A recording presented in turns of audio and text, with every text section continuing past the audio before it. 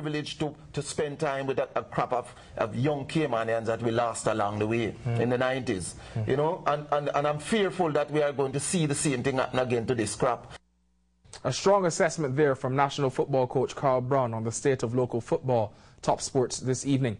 Coach Brown was a guest on Let's Talk Sports last night to discuss the national football program, focusing on the recent results of the national team at the Digital Caribbean Cup. Coach Brown blames a lack of incentives, resources and community support for his team's subpar performances at the Caribbean Championship's first round in Puerto Rico. Something must be done to find out why football in this island is not getting the support that it's getting. We look right now, we have a Premier League that is being played without a sponsor, a major sponsor. And that is something, to me, is probably saying a statement is being made, and it needs to be addressed. Government, the private sector, the associations need to get together to find out why this is happening. We will want to continue that conversation with Coach Brown next week on Let's Talk Sports, dedicating the entire show to football. So if you missed it yesterday, we'll give you the chance to talk to Coach Brown and call in next week on Let's Talk Sports. Time now to recap the top stories of this past week. Sidonie got the ball rolling when she received her rewards in Hero Square on Monday evening. And the tennis legends work out with our students as they prepare for yet another year of Legends Championship Tennis at the Ritz.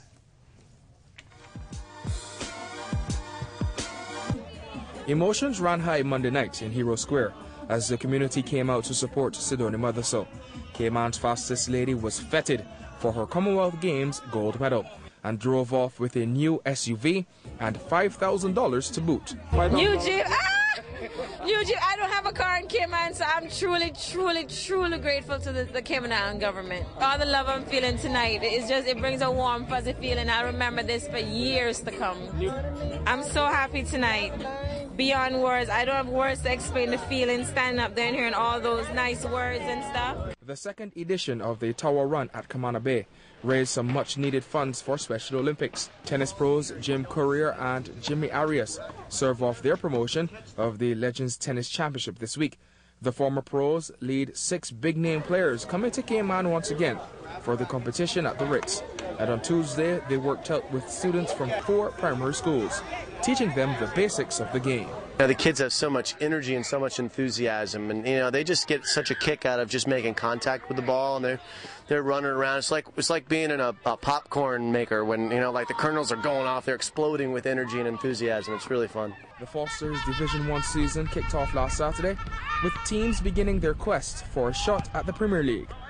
And despite not qualifying for the second round of the Digital Caribbean Cup, Cayman's national men's football team is up 23 spots in the latest FIFA World Ranking, jumping from 181st in August to 158th at the end of September. Cayman is ranked 14th in the Caribbean Football Union standings, being led by Jamaica's Reggae Boys. To triathlon news now, and our top all-round athletes tested their skills last weekend in the first warm-up race for next month's triathlon.